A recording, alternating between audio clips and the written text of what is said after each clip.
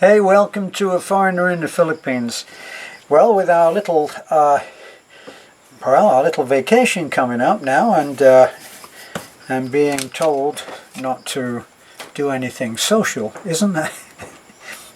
You have to laugh at that idea, don't you? Because what do we do that interacts with people that's not social?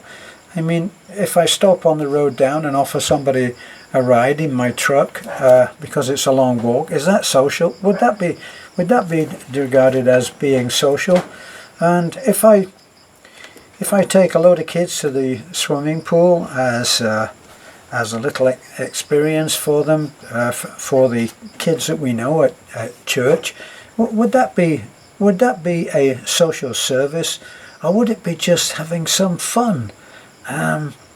Boy, as soon as you start getting into legalese, it really gets to be pretty difficult. It was only when we said, well, we'll go along with that agreement, and then I'm looking at it and I'm thinking, hey, my civil liberties are being trampled on here. I should be able to go and see a friend in hospital if I want to.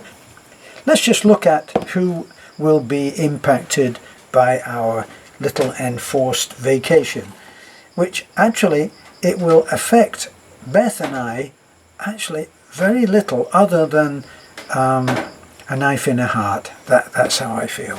But anyway, just look. We built 31 houses for people who otherwise would have been living without hope. 31 houses. That's 31 families. And some of those families had 8 and 9 children. We built a house for the blind girl, Sarah, and because of what we did, she is now enrolled in school. That's not a bad thing. She is one of 9 children, and they were living in a 1-room house that was about to fall off its stilts. No exaggeration there. So, along with our Sweet Dreams project that was started by our sub and friend Steve, who we started calling him the Sandman, because his wish, his hope was that he would be able to help people have a good night's sleep. We've given away, on the funding that's been provided by Steve and the Sandman, we've given 84 mattresses away. We've given, let me see, 100 kids have received enough money to be able to have a lunch when they go to school instead of a handful of rice. That's 100 children. Right, groceries.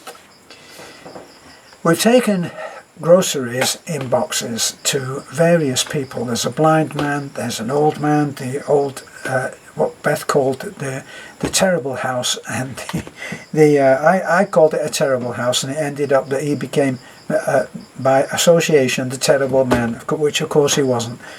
We take groceries to him. The blind man has been adopted by Tita, and she treats him as her adopted grandfather and sends food for him. We've done 5 operations. We've raised the money for 5 people to have life-changing, life-saving operations. Just look at that.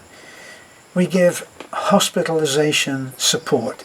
You can't go into hospital in the Philippines and just go in there and your family come and visit you for an hour a day.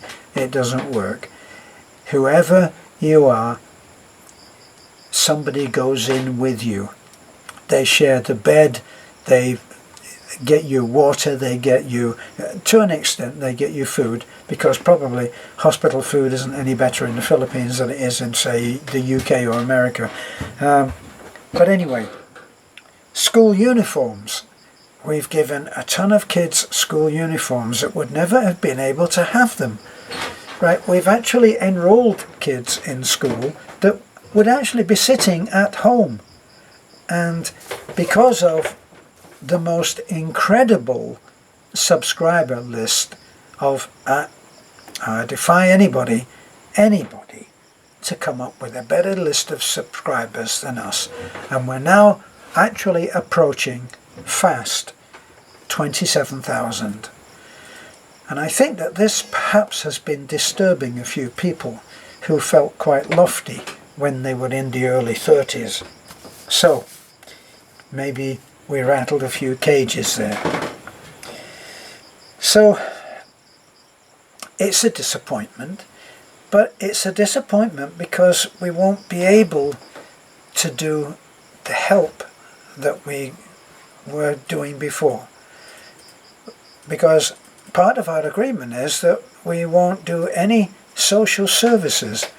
So, and that was direct or indirect. Well, to say that I won't do anything indirectly or direct, well, to say that I can't do anything social is actually against my civil liberties. You know, I should be allowed, if I want to take groceries around to someone who I think is starving, as in the case of Tag Tag, I don't know what's going to happen to Tag Tag, you know, and this is a concern to us. We've become friends with everybody that we've ever helped. We're friends with them. 100 kids feel like my own. And I have adopted the 4 little girls, and if they need anything, I'm Daddy Terence, and they get in touch with me, and I'll make sure that whatever their needs are, they have them. And how can that stop? It's the good side is that it is only for probably 4 weeks. That's what our attorney says. We had, before any of this was brought to our attention, which actually was only yesterday. We only learned about this yesterday. That's when DSWD called us via our friend at the Village of Hope, Jam. And Jam called us and said, DSWD are coming down, and they're coming to see me, but you're first on the list. And they wanted to come round and look at some of the projects that we'd had, that we'd done, and we were ready to do that. But by the time we'd talked and they knew what we were doing and how we were doing it, they said there was no need to have any kind of an inspection. But they did say that because of the complaint of one person, as far as we know, who has so far failed to offer any ID, so he could be another smoke and mirrors on Facebook. Let's face it, we all know that you can have as many Facebook identities as you wish. You can only have one ID from the government. So, you know, you can't, unless you're going to go the full hog and have forged ID documents, which is not beyond the realms of reason. So, what we maintain is, show us your ID. And he's threatening this and threatening that. Okay, well, show us your ID. And so far, he hasn't done it. So, my object in this was just to show you what we won't be doing. We won't be putting up any houses. We won't be giving away any mattresses. We won't be providing lunches for school children. We won't be taking groceries to people who actually were on the brink of starvation when we found them. We've got part of a milk program that we've been giving to kids like baby Jane, who had osteogenesis imperfecta, which she actually breaks bones easily. This is a child that I held in my arms and went or walked around and sat around for something like 3 hours, her with a compound fracture in her leg, a compound fracture in her lower leg, and she never complained, she never cried, just wonderful kid. And we've been taking vitamins to her, and we've been taking milk, and that means that all the kids in that little family are getting some vitamin supplements, and that's what we were interested in. Operations, 3 in the last week. 3. Work that out. A 3-month-old baby that probably may have died and is fighting for her life right now.